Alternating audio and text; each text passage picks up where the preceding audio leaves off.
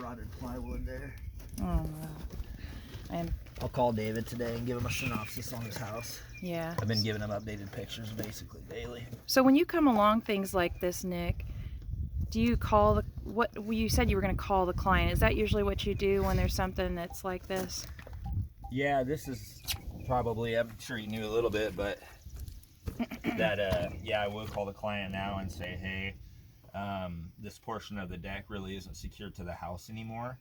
I don't even feel lag bolts where the rim board, or this ledger board, sorry. I feel nails, but no lag bolts, and I should feel them. In this range, I should feel at least 3 or 4.